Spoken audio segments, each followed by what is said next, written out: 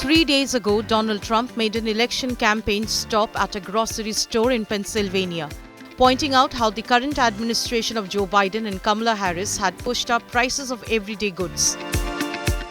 Chicken is way up, canned fruits are up 27%, butter is up 30%, crackers, who would think of it, crackers? Crackers are up 40%. Oh, that's terrible. So it cost a typical household $28,000. Think of that. Kamala cast a tie-breaking vote on so many different things that have been so bad for our nation. Now, Kamala Harris has promised action against corporate profiteering to keep grocery prices under check. We will take on bad actors who exploit emergencies and drive up grocery prices by enacting the first ever federal ban on corporate price gouging. Harris on Wednesday addressed the Economic Club of Pittsburgh in the Battleground state of Pennsylvania. She laid out the economic roadmap for the 5th November presidential election, promising tax credits to U.S. manufacturers and rebuild existing factories and new investments in industries like biomanufacturing, aerospace, artificial intelligence and clean energy.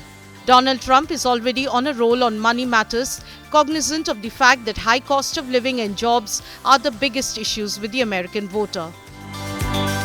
So as your president, here is the deal that I will be offering to every major company and manufacturer on earth. I will give you the lowest taxes, the lowest energy costs,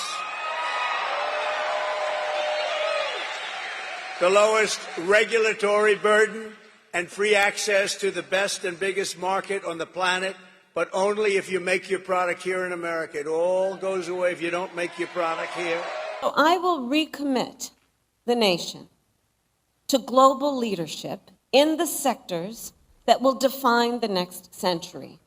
We will invest in biomanufacturing and aerospace, remain dominant in AI and quantum computing, blockchain and other emerging technologies, expand our lead in clean energy innovation and manufacturing.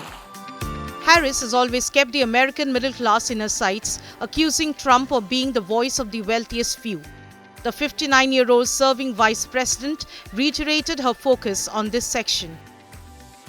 He has no intention to grow our middle class.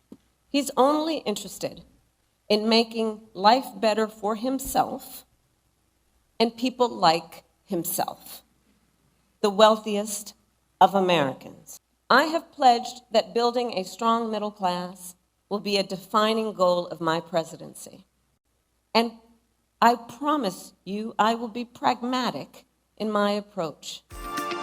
Kamala Harris also vowed to take on China, saying as a president, she will arm American entrepreneurs and industries to compete with the factory of the world.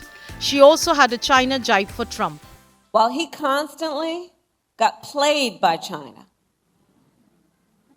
I will never hesitate to take swift and strong measures when China undermines the rules of the road at the expense of our workers, our communities, and our companies, whether it's flooding the market with steel, inferior, or at all, unfairly subsidizing shipbuilding, or hurting our small businesses with counterfeits.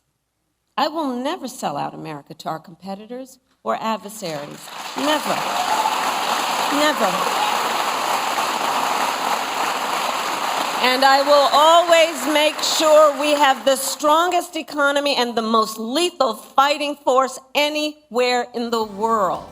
Harris in recent months has blunted Trump's advantage on the economy with a Reuters Ipsos poll published this week showing the Republican candidate with a marginal advantage of 2 percentage points on the economy, unemployment and jobs, down from an 11-point lead in late July.